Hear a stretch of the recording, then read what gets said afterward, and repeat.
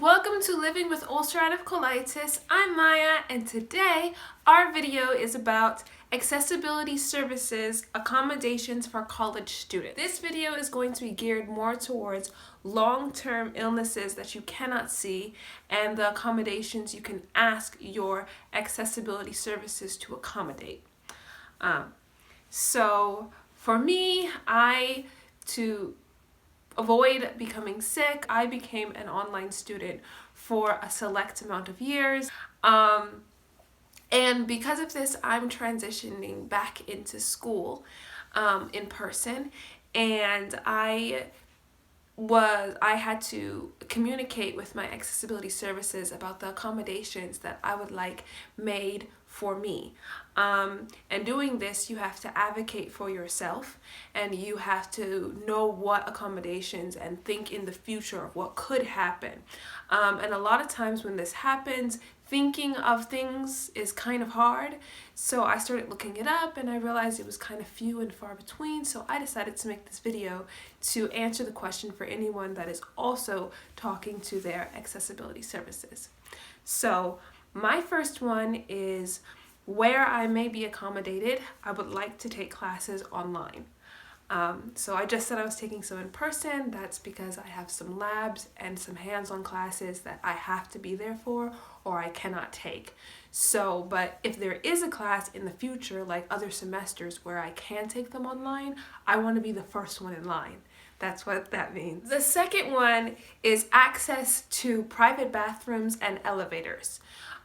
So if you have UC or if you have any other wide range of digestive disorder or illness, you know that having a private bathroom can make you feel less embarrassed to use a public restroom that has many stalls and sometimes a door that doesn't close. And this is something that should be accommodated. But most establishments do not have what they call a family bathroom or a handicap single bathroom. But you can ask your university to show you where they are, because they have to have a certain amount on their campus, but they're really hard to find. And instead of running around the entire campus looking for them yourself, you can ask to be accommodated and know where they are. Elevators, because UC and some other illnesses can cause fatigue, and walking up and down stairs outside is one thing, but in a building with stairs that go all the way to like the 5th floor, you want to know where the elevator is. Sometimes they're easy to find and sometimes they're kind of hidden. So that's 2. 3 is the accommodation to use the bathroom during class. This is something that should not happen in a university or a college setting, but some professors will tell you and the entire class that you cannot use the bathroom during their class. And they can't really say this, but they do. And so people will find themselves having to hold going to the bathroom. And that is, it's not fine, but that can work for someone without a digestive disability, but for someone like me, that can cause a lot of pain. And so making this an accommodation, I am now able to use the bathroom if the professor has this rule or if the professor does not have this rule, because accessibility services made this an accommodation for me. So that means if I went to the bathroom once in the beginning of the class, I can go to the bathroom in a couple of minutes if I have that need. So I asked to go to the bathroom if needed during class. Not that you would abuse this privilege, but just being able to have it in the just in case option that you do have to go to the bathroom. My 4th is classroom. It's listed under classroom access to most accessibility services.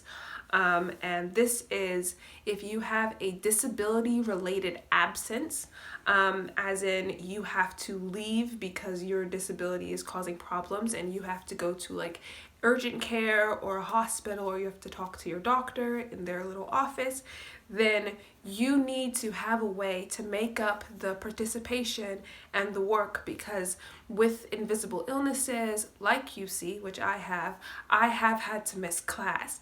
And it's hard to catch up to everybody if the professor won't accommodate the fact that you were sick and there was nothing you could do to help this. So that one is disability related absence for blank to make up work and participation points when disability impacts attendance. The fifth is the ability to snack when needed. This is good for people that have a fatigue illness or a digestive problem or any of the above. If you're being able to eat food helps keep your energy up and keeps your stomach from rumbling and grumbling and causing digestive pains, then you need to be able to snack in class. This isn't something that you just want because you want to eat in class, but because you have to. So this is something else that Accessibility Services has always accommodated me for because it's something generally simple. I always write if needed because for some classes, like if you have a chemistry lab, you are not allowed to eat in that class because chemistry and chemicals, but when needed, so you can step out and eat. You might not be able to eat in that class, but you can step out. I don't know what number this is, but access to contact professors if I ever had a hospital emergency. Some schools have an accessibility portal which you can submit questions through, and it'll go straight to your professors coming from Accessibility Services. So Accessibility Services reviews it and they say this is something you needed to be excused for, and then it goes to the professor. So it's different than if it came straight from your college email to your professor than when it comes through Accessibility Services to your professor. So it's just something you work out with Accessibility Services. The next one is to receive extra time to complete exams. Fatigue is a real problem. It is something that I mentioned a lot during this video, but fatigue can take over at any time, and general exhaustion can take over from just having a very long day. And sometimes the time you were given to take an exam is just not sufficient, and so you can request to be able to take extra time in taking your exams if you need it. I have actually never used this accommodation, but I've always had it on my record as a just in case, and just in case matter here. The next one is to receive more than the usual 2 absences allowed in most class. This is kind of a backup just in case the disability-related absence to make up work and participation points when disability impacts attendance. They don't let that one go through, but they do let the 2 absences allowed in most classes. So it's kind of having a fallback plan. And this is because most classes you have to be there for 2, you can only have 2 absences, or you lose a letter grade or because you weren't there for participation. And so having this is helpful for you is so that you don't ignore when you need a hospital emergency for fear that your class will be impacted, like your grade will be impacted. And the last one is a private dorm. Now, some schools will give private dorms to anyone that asks, but it's first come, first serve. But if you're like me and you have an invisible illness that makes you have to do things alone, and doing it around people is kind of embarrassing. When I had an ostomy bag, I said I needed a private room because I needed to change that ostomy.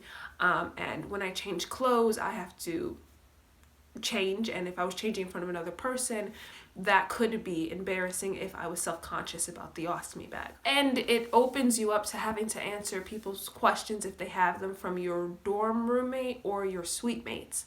And if the people can talk, and you don't want people to talk about the things that are personal to you, so the college will generally accommodate this. But I got the accommodation because I needed an in-suite bathroom that was close to me and I had unlimited access to, so 24/7 access. Because with an ostomy bag, you know that that thing can detach from your side at any time, or it can start leaking, it can do a lot of different things. And so I needed immediate access to the bathroom. And the only ones that my university had were private rooms that had a connected in-suite bath. So these are things that you can be accommodated for. They're not things that you are simply requesting. They're things that by law you have to be accommodated for if it impacts your health and your safety. So I hope this was helpful. Please like, share, subscribe, and press the bell for notifications. And Happy New Year. Bye, guys.